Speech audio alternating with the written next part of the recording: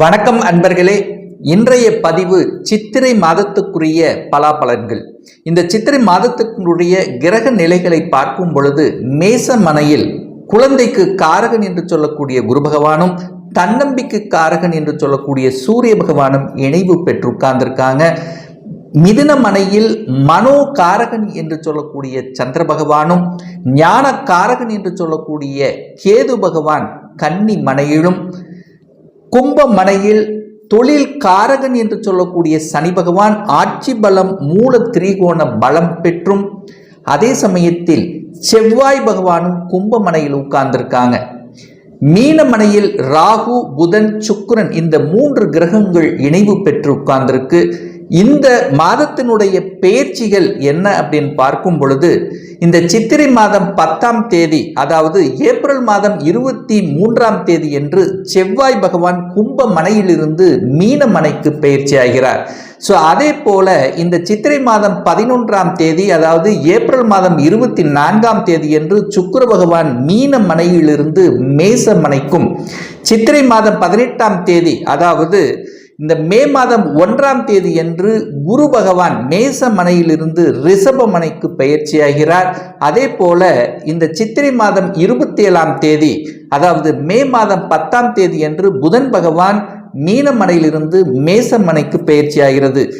இந்த கிரக நிலைகளினுடைய அந்த சுழற்சியை வைத்துக்கொண்டு என்ன மாதிரியான பலன்கள், சாதகம் என்ன பாதகம் என்ன, எதை செய்யலாம் எதை செய்யக்கூடாது, என்ன மாதிரியான தெய்வ வழிபாடு இந்த மாதம் உங்களுக்கு உகந்தது என்பதை பற்றித்தான் டீட்டெயிலாக பார்க்க போகிறோம்.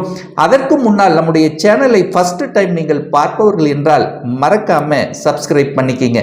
கும்பராசி அன்பர்களுக்கு இந்த சித்திரை மாதம் எப்படி இருக்கும் அப்படின்னு பார்க்கும் பொழுது, உங்க ராசி அதிபதி லக்ன அதிபதி என்று சொல்லக்கூடிய சனி பகவான் ஆட்சி பலம் மூல திரிகோண பலம் பெற்று வலிமையா உட்கார்ந்திருக்கார்.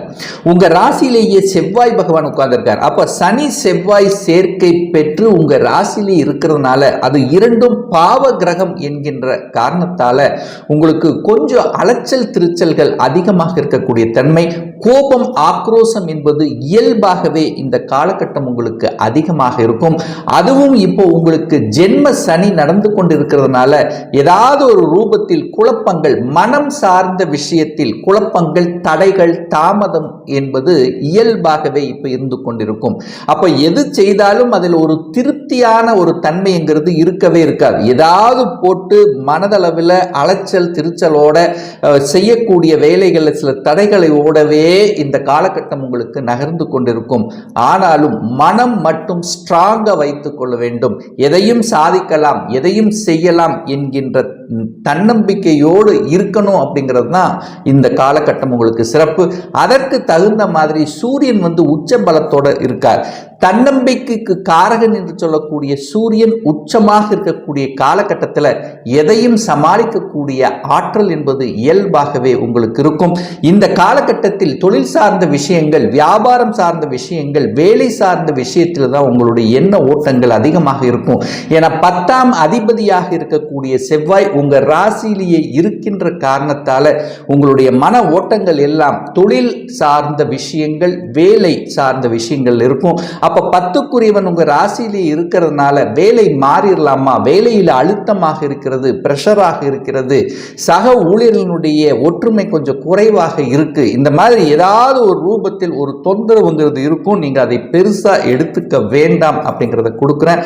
அதே சமயத்தில் வேலையை மட்டும் அவசரப்பட்டு ஆக்ரோஷப்பட்டு வேலையை விட்டுவிடக் கூடாது என்பதை ஆழமாக மனதில் பதிய வைத்துக் கொள்ளுங்கள். ஒரு சிலருக்கு பார்த்தீங்கன்னா நிச்சயமாக வேலை என்பது இதுவரை ஏதோ ரூபத்தில் வேலை இழந்து விட்டோம் அல்லது வேலையில் பிரச்சனை ஏற்பட்டு அந்த வேலையை விட்டு விலகி விட்டோம் அப்படின்னு இருக்கின்றவர்கள் நிச்சயமாக இந்த மாத இறுதியில் பார்த்தீங்கன்னா நீங்கள் வெளிநாட்டு சம்பந்தப்பட்ட வேலை அல்லது உங்க ஊரை விட்டு வெளி டிஸ்ட்ரிக்ட், அதர் ஸ்டேட், இந்த மாதிரி இடத்தில் நீங்கள் அப்ளை பண்ணீங்கன்னா நிச்சயமா வேலை கிடைக்கும் என்பதை உறுதியாக சொல்லலாம். தனம் சார்ந்த விஷயங்கள், குடும்பம் சார்ந்த விஷயங்கள் எப்படி இருக்கும் அப்படின்னு பார்க்கும் பொழுது அந்த தனஸ்தானத்திலேயே பார்த்தீங்கன்னா சுக்கிரன் உட்கார்ந்திருக்கார். அப்போ சுக்கிரனுங்கிறது கையிருப்பு பணக்காரன் அல்லவா? அப்போ ஏதாவது ஒரு ரூபத்தில் உங்கள் தனம் உங்களுக்கு வந்து சேரக்கூடிய தன்மை.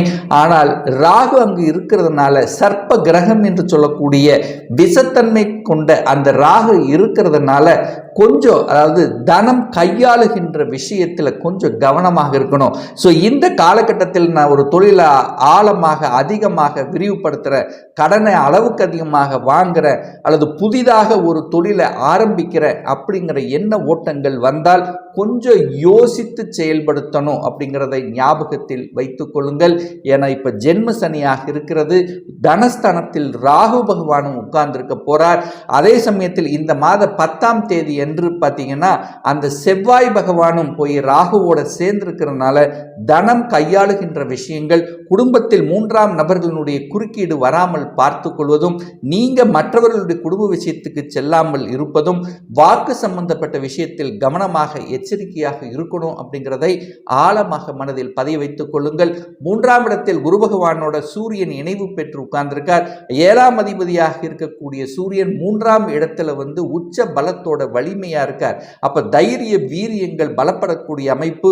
கடந்த காலத்தில் ஏன் தோற்றோம், ஏன் நமக்கு சில தடங்கள் வந்தது, ஏன் இந்த பிரச்சனைகள்ல வந்தது, தொழில் ரீதியாக வேலை ரீதியாக அது எதனால அப்படிங்கிறத இனம் கண்டு கொண்டு அதற்கு தகுந்த மாதிரி செயல் திட்டம் தீட்டக்கூடிய ஒரு அற்புதமான ஒரு மாதமாக உங்களுக்கு அமைகிறது.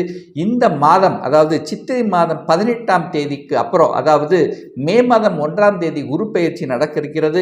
அதன்படி பார்க்கும் பொழுது அந்த குரு ஆனது 4ஆம் இடம் என்கின்ற சுகஸ்தானத்தில் வந்து அமர்கிறது. அப்போ நிச்சயமா கடந்த காலத்தில் யாருக்கெல்லாம் சுகம் சார்ந்த விஷயத்தில் தொந்தரவு பிரச்சனையாக இருந்ததோ, தாய் சார்ந்த விஷயங்கள், தாய் வர்க்கம் சார்ந்த விஷயத்தில் பிரச்சனையாக இருந்ததோ, அவர்களுக்கெல்லாம் அந்த பிரச்சனைகள் முடிவுக்கு வரக்கூடிய தன்மை ஏற்படுத்தும். சுகத்தை பெருக்கிக் கொள்ளக்கூடிய ஆர்வம் ஏற்படுத்தும். அதே சமயத்தில் 4ஆம் அதிபதியாக இருக்கக்கூடிய சுக்கிரன் உச்ச பலத்தோட தனக்கு 11ஆம் இடத்தில் இருக்கிறனாலையும், அந்த 4ஆம் இடத்தில் தன காரகன் என்று சொல்லக்கூடிய அந்த 2ஆம் அதிபதி என்று சொல்லக்கூடிய அந்த குரு பகவான் வந்து அமருகின்ற காரணத்தால வீடு சம்பந்தப்பட்ட விஷயங்கள், நிலம் சார்ந்த விஷயத்தில் உங்களுக்கு அனுகூலத்தை கொடுக்கக்கூடிய ஒரு காலகட்டம்.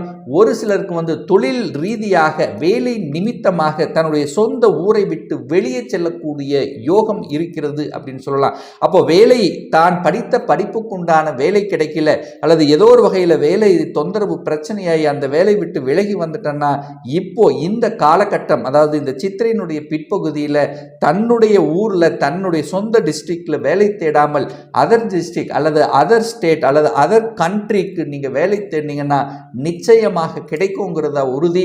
ஏன்னா 4ஆம் இடத்தில் குரு பகவான் அமர்ந்து கொண்டு 8ஆம் இடத்தை சுபத்துவப்படுத்துகின்ற காரணத்தாலும் 12ஆம் இடம், அந்த 8 12ஆம் இடம் குருவினுடைய பார்வையால் புனிதமாகின்ற காரணத்தால நீங்கள் வெளிநாட்டு யோகம் இருக்கிறது. வெளிநாட்டில் போய் வேலை செய்யக்கூடிய அமைப்புகள், சந்தர்ப்பங்கள் கூடி வரும். விசா அப்ளை பண்ணி காத்து கொண்டிருப்பவர்களுக்கு விசா கிடைக்கக்கூடிய தன்மை. ஏற்கனவே நான் வெளிநாட்டில் இருக்கிறேன், ஆனால் வெளிநாட்டில் குடியுரிமை வாங்கக்கூடிய யோகம் இருக்கான்னு கேட்டால் இந்த சித்திரை பிற்பகுதியில் இருந்து அந்த யோகம் உங்களுக்கு வரக்கூடிய நல்ல காலகட்டம். வெளிநாட்டிலேயே செட்டில் ஆகக்கூடிய கட்டம். வெளிநாட்டில் ஏதோ ஒரு வேலையில் இருக்கிற, ஆனால் ஒரு சாட்டிஸ்ஃபேக்ஷன் இல்லைங்கிறவங்க வெளிநாட்டில் ஒரு நல்ல வேலை கிடைப்பதற்கான வாய்ப்புகள், சந்தர்ப்பங்கள் எல்லாம் சிறப்பாக இருக்கிறது அப்படின்னு சொல்லலாம். 6ஆம் அதிபதியாக இருக்கக்கூடிய சந்திரன் இந்த மாத தொடக்கத்தில் 5ஆம் இடத்தில் இருக்கிறதுனால 6க்குரியவன் தனக்கு 12ஆம் இடத்தில் மறைகின்ற காரணத்தால எதிரி சார்ந்த விஷயங்கள், உங்களுக்கு எதிரி கொடுத்து கொண்டிருந்தவர்கள் உங்களை விட்டு விலகக்கூடிய தன்மை, அல்லது எதிரிகள் நண்பராக மாறக்கூடிய ஒரு சிலருக்கு ஏற்படுத்தக்கூடிய தன்மையை ஏற்படுத்திவிடும். அதே சமயத்தில் 5ஆம் அதிபதியாக இருக்கக்கூடிய புதன் பகவான் பார்த்தீங்கன்னா 2ஆம் இடத்துல அமர்ந்திருக்கிறதுனால குழந்தைகளுடைய நலன்கள் திருப்திகரமாக இருக்கக்கூடிய தன்மை. குழந்தைகள் ஒரு நல்ல வேலை, அதாவது ஒரு நல்ல வேலை கிடைக்கக்கூடிய வாய்ப்புகள், அல்லது இப்போ படித்து முடிச்சிட்டேன்னா ஒரு வேலை, சில தடங்கல்கள் கொடுத்து கொண்டிருந்தாலும் இந்த மாத இறுதியில் ஒரு நல்ல வேலை கிடைக்கக்கூடிய தன்மை. குழந்தைகளுடைய படிப்புகள் திருப்திகரமாக இருக்கும். தான் எந்த கோர்ஸ் படிக்கணும் என்று ஆசைப்பட்டு கொண்டிருந்தார்களோ அந்த ஆசைகள் நிறைவேறக்கூடிய வாய்ப்புகள். கூட்டுத் தொழில் இருப்பவர்கள் கொஞ்சம் பிரச்சனையாக இருந்தாலும் கணக்கு வழக்கு சார்ந்த விஷயத்தில் கொஞ்சம் கவனம் எச்சரிக்கையோடு இருக்கணும். ஒரு சிலருக்கு பார்த்தீங்கன்னா சமுதாயத்தில் ஈடுபடணும், அதில் அக்கறை செலுத்தணும் அப்படிங்கிற தன்மை உங்கள் மனதில் தோன்றி கொண்டிருக்கும். 8ஆம் இடத்தில் கேது இருக்கிறதுனால வம்பு வழக்கு சம்பந்தப்பட்ட எந்த ஒரு விஷயத்திலும் இந்த காலகட்டம் போகாமல் இருப்பது தான் உங்களுக்கு சிறப்பை ஏற்படுத்தி கொடுக்கும். ஏன்னா அஷ்டம சனி இருக்கிறது, அதாவது உங்களுக்கு அஷ்டம சனியில் உங்களுக்கு ஜென்ம சனி நடந்து கொண்டிருக்கிறது. அப்போ ஜென்ம சனி நடக்கும்போது இந்த வலி வேதனை இந்த மாதிரியான விஷயத்தில் ஏதாவது இழுத்து செல்லக்கூடிய வாய்ப்புகளை உருவாக்கும். ஸோ அப்போ அந்த வம்பு வழக்கு சம்பந்தப்பட்ட விஷயங்கள், பாகப்பிரிவினை, சொத்து பிரச்சனை இந்த மாதிரியான விஷயத்துக்கு போகாமல் இருப்பது இங்கே காலகட்டம் உங்களுக்கு சிறப்பை ஏற்படுத்தி கொடுக்கும். அதே சமயத்தில் பார்த்தீங்கன்னா 4ஆம் இடத்தில் குரு பகவான் அமர்ந்து கொண்டு 10ஆம் இடத்தை பார்க்கறதுனால மாற்றங்களை கொடுக்கும். இப்போ உங்களுக்கு தொழிலில் வேலையில் எந்த மாற்றங்கள் வந்தாலும் அந்த மாற்றங்களை ஏற்றுக்கொள்வது உங்களுக்கு சிறப்பை ஏற்படுத்தி கொடுக்கும். இல்லை அந்த மாற்றங்களை விட்டுற அது மாதிரி இருக்கும்போது எங்கே போனாலும் ஏதாவது ஒரு அலைச்சல் திருச்சலை கொடுத்து கொண்டிருக்கோங்கிறது மட்டும் ஞாபகம் வச்சுங்க. அதுவும் குறிப்பாக இந்த சதய நட்சத்திரத்தில் இருக்கக்கூடிய கும்பராசி என்பவர்களுக்கு நிச்சயமாக ஏதாவது ஒரு ரூபத்தில் வழிகளை கொடுத்து கொண்டிருக்கும். எத்தனை எல்லாமே நல்லவையாக இருந்தாலும் மனம் என்பது ஏதாவது ஒரு ரூபத்தில் உங்களுக்கு பாதிக்கப்பட்டு கொண்டிருக்கும். ஒன்று வேலையாக இருக்கலாம், அல்லது குடும்ப ரீதியாக இருக்கலாம், அல்லது பணம் சார்ந்த விஷயமாக இருக்கலாம், அல்லது பணம் கொடுத்த பணம் திரும்பி வரலையே என்கின்ற ஏக்கம் இருக்கலாம். ஸோ ஏதோ ஒரு ரூபத்தில் மனம் என்பது அலைப்பாய்ந்து கொண்டிருக்கும் அப்படிங்கிறத மட்டும் ஞாபகத்தில் வைத்துக் கொள்ளுங்கள். ஸோ அதற்கு தகுந்த மாதிரி செயல் திட்டம் தீட்டி வெற்றி பெறணும் அப்படிங்கிறதையும் ஞாபகத்தில் வைத்துக் கொள்ளுங்கள். சரி, இதே மாதிரி இப்போ கும்பராசி அன்பர்களுக்கு ஒரு நல்ல தெய்வ வழிபாடு இந்த மாதம் அப்படின்னா ஒவ்வொரு சனிக்கிழமை என்று ஆஞ்சநேய வழிபாடு அப்படிங்கிறது ரொம்ப ரொம்ப உகந்தது. உங்களுக்கு மன தைரியத்தை தெம்பை கொடுக்கும். அதே சமயத்தில் ஒவ்வொரு அமாவாசை என்று உங்களுடைய குலதெய்வத்துக்கு சென்று வழிபடும் போது நிச்சயமாக அந்த முன்னோர்களினுடைய ஆசீர்வாதம் கிடைக்குங்கிறதுல எந்தவித மாற்று கருத்தும் கிடையாது இந்த கும்பராசி அன்பர்களுக்கு.